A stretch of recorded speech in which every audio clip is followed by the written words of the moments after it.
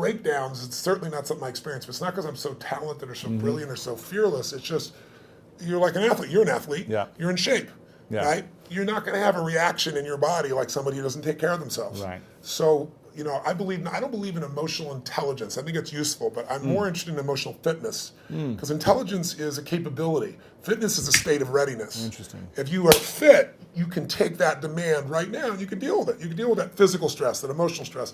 Same thing's true with psychological fitness, emotional fitness, right? So I'm pretty fit, and part of that is not because I'm so smart. Part of it is that I've taught this for decades. Yeah. I remember I had a woman who came to one of my seminars in her, I don't know, early 80s probably, and she would run in this room, 10,000 people. I think it was, you know, she went to a couple of 10,000 person events, and she would get in this front row and fight her way through there.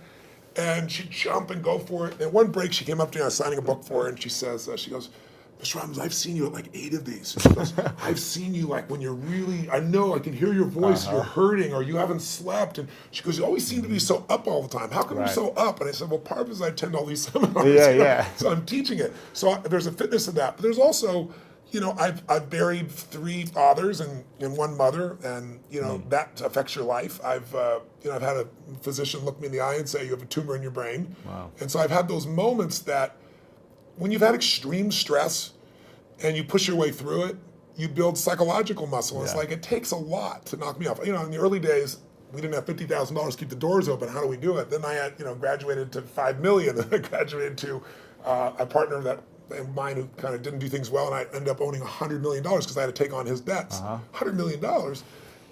But when you do all that stuff, now my companies do $5 billion, a year. So you keep expanding what I would call really the circle of the threshold of your influence. Sure. Everybody has a threshold of control, and if you get beyond it, you kind of freak out. So it takes a little bit more. I can't. So you don't really have breakdowns. I don't have a breakdown. Do I get pissed off or get frustrated or tired?